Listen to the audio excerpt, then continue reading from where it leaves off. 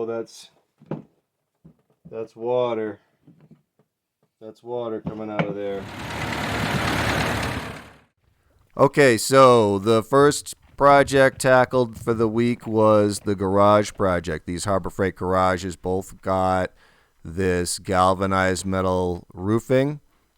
They both had a bunch of upgrades, including additional framework in the ceilings and all of the additional stakes, as well as the straps and the sacrificial tarps over the top and the additional sandbags. So they're actually pretty strong in the wind, but the tarps were still suffering a little bit of damage, both from the sun and from the wind, a little bit more than I wanted. So this is going to help, hopefully, a lot with that.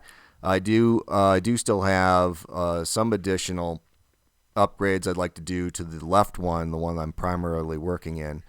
So I do have a couple of ideas there still, but most of the upgrades have been done at this point. If you want to see any of the details of that, you can check it out on my other channel, Alone in an Earthship. I'll drop a link to that in the description.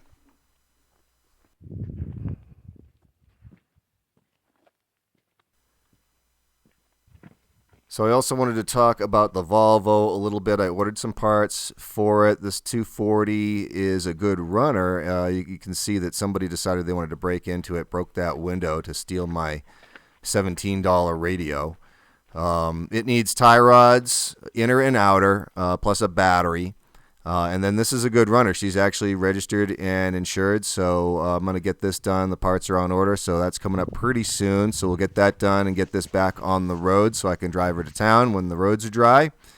But also, one of the major projects for the week was this thing that I got with the parts tractor as part of that deal, the Auger. Now, when I got it, it was seized, or it is seized, and need to take it all apart. So I brought it in, and since the Jeep is mobile now, I was able to get it out of the way and bring this in and put it on the bench. And as you can see, she is a little dirty. She's been sitting in the mud or the dirt for quite a while, and a little bit worse for wear. So gonna need to clean it up a little bit before I can do anything to get access to them bolts and everything. So clean it up a little bit and get all the gunk off so that I can see what I'm doing here and get these bolts out, which actually aren't in there all that tight. Oh, these aren't tight.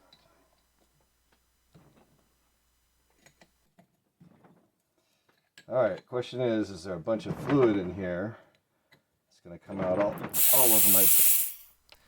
And of course, at the beginning of the video, I gave away that, yeah, there is some fluid in there, but it may not be exactly the fluid that you might want to have in there.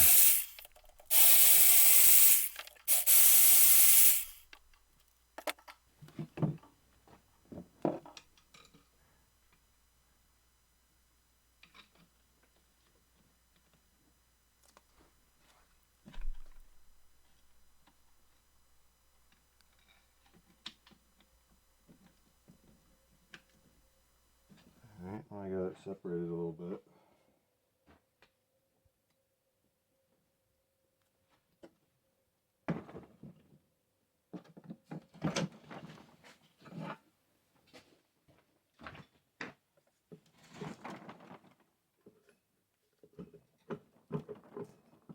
Oh, that's water.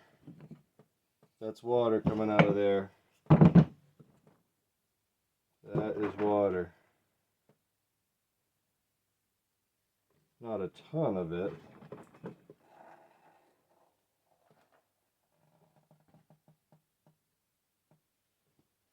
And some oil.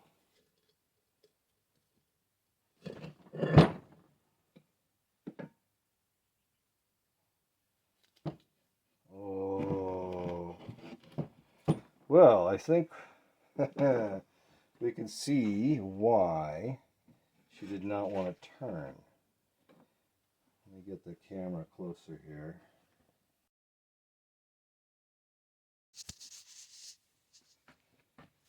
So that bearing is clearly seized on there. Oh, little bumps. You can feel little bumps from all the little rollers where they sat for so long. I can probably clean this up. I'm gonna need a new bearing though for sure. So, but that's actually not that big a deal. I think I can replace this as long as the bearing is available. I should be able to replace this bearing, and I don't know. I assume I can get this race out of here and replace that as well, and we should have a functioning auger. Okay, well I got it cleaned up a little bit, so I think we're good. Just throw this back in there and it'll be all set.